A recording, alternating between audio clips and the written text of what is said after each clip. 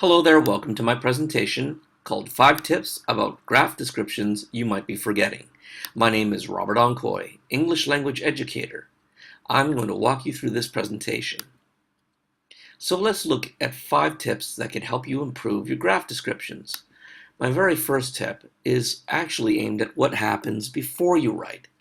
Before you write, it's a key idea to simply annotate the graph. Please make sure you note the key numbers in the graph so you can report them correctly. You should also note what the graph measures on the y-axis and the x-axis. This can help you decide the subject of your active sentences and keep your sentences clear. Let's take a look at an example of this graph.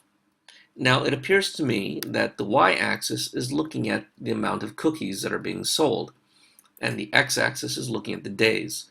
Well, instead of just repeating or copying the title of the x and the y-axis, why not find some synonyms? So for the y-axis, I'm looking at cookie sales, the number of cookies sold, the amount of cookies sold.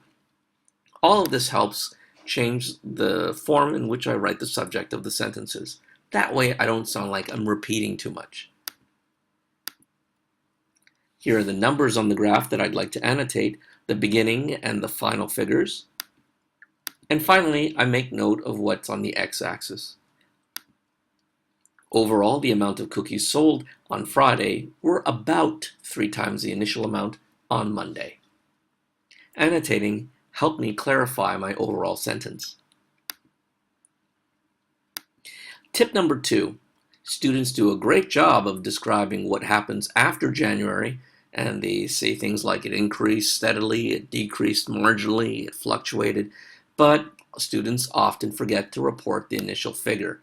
So after you've given us the topic sentence and the overall sentences, please make sure you tell us right away what does the graph start with at the beginning of the period. And this is an important point where you can use the preposition at.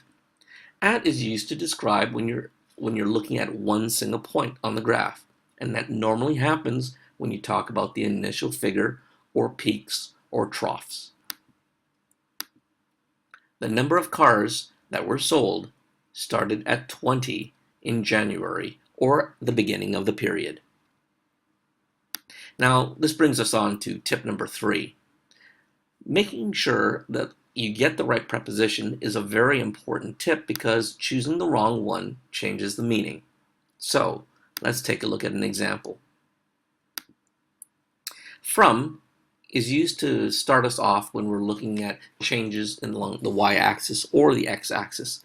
In this case, I want to use from to describe the beginning of a change on the y-axis.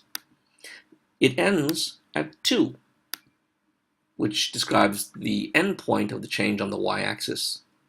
So, car sales rose from 25 to 45 between March and May. Here's another one. By. By is used to describe the difference between 2 points in time. So instead of using from and to, I could just simply do some math. For example, buy 20 cars. Car sales rose steadily by 20 between March and May. All right, tip number 4. Even before you do anything, it's a good idea sometimes just to quickly sketch the graph from your memory, because what you probably draw first may be the most noticeable trend. Pay attention to what you draw first. Then, what comes next?